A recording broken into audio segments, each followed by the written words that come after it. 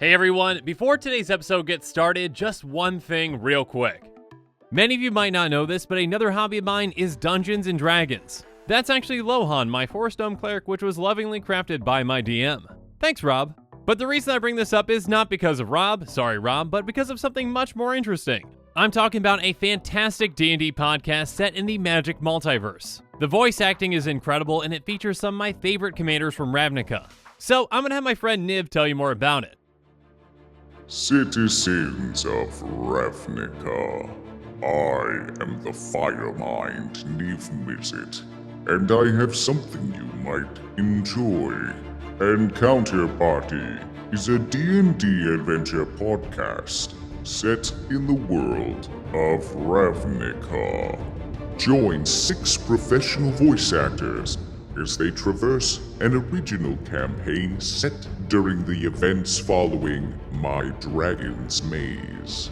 Rest assured, Encounter Party stays loyal to canon and is full of Easter eggs and special surprises for longtime fans of Magic the Gathering. Download anywhere you may find your podcasts, such as Apple Podcasts or Spotify, or head to EncounterParty.com and learn more about the show Wizards of the Coast is calling exciting and so smart. So go, enjoy the party, if your mind is up to it.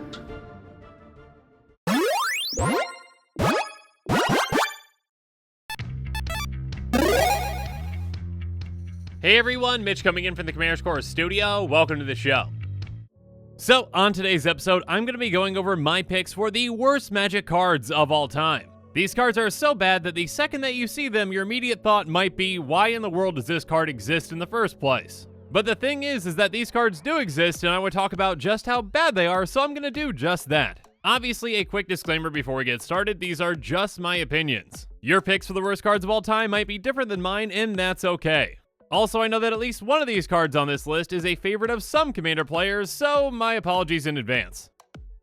The first worst card of all time that I want to talk about is Wood Elemental. Simply saying that this card is bad is very much an understatement. It's a star elemental that costs 3 and a green. Its Oracle text reads, as it enters the battlefield, sacrifice any number of untapped forests. Wood Elemental's power and toughness are each equal to the number of forests sacrificed as it entered the battlefield. So there are a lot of reasons why this card is absolutely terrible. First off, you need to sacrifice lands to determine its power and toughness. And obviously being forced to sacrifice lands is a very big downside. But an even bigger issue is that those forests that you sacrifice have to be untapped. So let's even just go through a basic scenario where we just want this to be a 4/4 for 4 mana. We would need to tap 4 forests to pay for this and then sacrifice 4 untapped forests. So basically we would need 8 lands in play to actually even do this. And then again, at the end of the day, we just got a 4/4 for 4 mana and we lost 4 of our lands. Now, obviously, if you've got mana rocks or other ways to make mana, you can get around having to have 8 lands in play,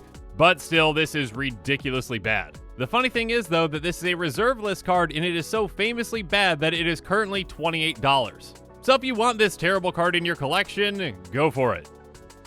Next up, let's talk about another terrible creature, but this one is actually from my childhood in the Legion set with Goblin Firebug. It's a 2/2 goblin for 1 and a red, so yeah, that power and toughness matches up to the cost. But let's read a little further and read the rules text on this card. When it leaves play, sacrifice a land. Yep, you heard me right. This 2/2 for 2 is so powerful that the second that it leaves play, you've got to sacrifice a land. It's not even just a death trigger, it's a leaves the battlefield trigger. So if someone blinks this for you or bounces it back to your hand, you've got to sacrifice a land too. And if for some reason you're playing this card and someone bounces this back to your hand and you lose a land, I highly recommend that you take that as a hint and never play this card again. Massive downside for a normal costed card is never a good thing. Next up though, let's move on to an incredibly bad enchantment with Great Wall. Great Wall is an enchantment for 2 and a white, and its Oracle text reads, creatures with Planeswalk can be blocked as though they didn't have Planeswalk. Now this card could be effective if Planeswalk was an actual problem. There are a decent amount of cards out there with Swamp Walk, or Forest Walk, or Island Walk, or even Mountain Walk, but not Planeswalk. In fact, last time I checked, I think that there are exactly 4 creatures that have Planeswalk. So if you're really worried about those 4 creatures and you're playing a deck that has planes, this is the card for you. But if not, I highly recommend that you forget that this card ever existed. But now let's move on to an awful card from Ravnica with Cyclopean Snare. It's an artifact for 2 and it has pay 3 and tap it, tap target creature, then return Cyclopean Snare to its owner's hand. So let's break this play down. I pay 2 mana to put this down. When I feel the need to tap a creature, I pay 3 mana and tap this to do so. Then this comes back to my hand. I just paid 5 mana to tap 1 creature. Thank goodness this came back to my hand so I can do that again. Just a 5 mana investment every single time that I want to tap a creature. Yeah, that's pretty bad. And speaking of bad, let's talk about a somewhat similar card that is probably even worse with Razor Boomerang. Razor Boomerang is an equipment for 3 that costs 2 to equip. It says equipped creature has tap unattached Razor Boomerang. Razor Boomerang deals 1 damage to target creature or player, return Razor Boomerang to its owner's hand. So yet another 5 mana investment in total. Though this time, instead of tapping a creature, you're dealing 1 damage to a creature or a player. And also with this, you need a creature on the field that you can attach this to and then tap. 5 mana, tapping a creature for 1 damage. And if you want to ping something else for 1, you gotta do that all over again. So yeah, it's hard to beat Cyclopean Snare in a which is the worst artifact competition, but Razor Boomerang might just have done it. Next up though, we've got an infamously famous terrible land with Sorrow's Path. It's an old card, so I'm gonna read its Oracle text. It has tap, choose to target blocking creatures an opponent controls. If each of those creatures could block all creatures that the other is blocking, remove both of them from combat. Each one then blocks all creatures the other was blocking. When Sorrow's Path becomes tapped, it deals 2 damage to you and each creature you control. So there's a lot going on here and pretty much none of it good.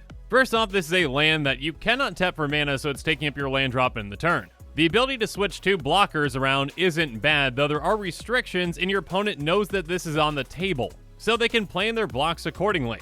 And also, when you do decide to activate this and tap it, it's going to deal 2 damage to you and every single creature you control. So that not only hurts you, but it makes your opponent's blocks even more effective. 2 extra damage on your creatures is a pretty big deal. Now, like Wood Elemental, this is also part of the reserve list and is somehow $10. I guess if you're a glutton for punishment, you might want to pony up some dough for this card.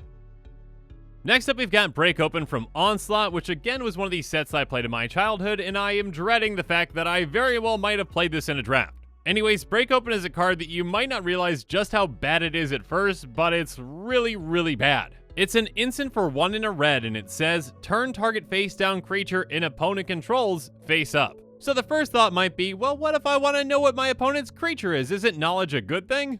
If I turn that more face up, then I can know what I'm up against. The problem with that though is, by casting this card, you're pretty much always going to be benefiting your opponent. They're going to thank you because you just save them on their actual morph cost. Also, a lot of morph creatures have an effect when they do morph, so you're essentially giving that to them for free as well. Now, if this card didn't specify that this has to be an opponent's creature, it could have utility. Obviously, essentially saving on your own morph cost, sure, I could see that. But yeah, this is a card that the more that you look into it, the worse that it gets. And I really hope that my younger self never played this card. If I did, I guarantee that afterwards I blocked the entire experience from my mind. But one card that I know for sure that I never played, and younger Mitch would have even known that this one was really bad, is Juju Bubble. It's an artifact for 1 and it's got cumulative upkeep 1. Now, cumulative upkeep is an old mechanic, so I'll read what it does. It says at the beginning of your upkeep, put an age counter on this permanent, then sacrifice it unless you pay its upkeep cost for each age counter on it. When you play a card, sacrifice Juju Bubble and pay 2, you gain 1 life. This card is actively trying to get rid of itself in multiple ways. First up, it's got an upkeep cost that you have to pay or it's gone. Secondly, if you play any other card, it's gone as well. And the benefit that gives you for all this downside is you can pay 2 to gain 1 life. Woo! And as everyone knows, life gain is the most powerful thing in Magic, so of course this card needs multiple ways to get rid of itself. Next up, let's move on to Alabaster Leech, which is a rare from Invasion. Again, right around my childhood when I started playing, and I guarantee I never played this one. It's a very simple card, a 1/3 leech for a white, and it says white spells you cast cost white more to cast. Again, this is a rare. This 1/3 for 1 is so incredibly powerful that there needs to be this giant downside. I can't wait till I have multiple copies of this in play so I can spend a ton of mana trying to cast anything. But now let's move on to the final card in this list with Divine Intervention, and this is going to be the one that might be a little controversial because, again, there are certain Commander players out there that enjoy this card for whatever reason. And I'm not saying that you can't enjoy this card, I'm just saying that this card is on my worst list for a reason. It's an enchantment for 6 white. Its oracle text reads, Divine Intervention enters the battlefield with 2 intervention counters on it. At the beginning of your upkeep, remove an intervention counter from Divine Intervention. When you remove the last intervention counter from Divine Intervention, the game is a draw. The goal of playing a game is to have fun and to try to win. But when you're playing this card, your goal is not to win, but to end the game in a draw for whatever reason. That's like playing a game of chess with the intention of stalemating.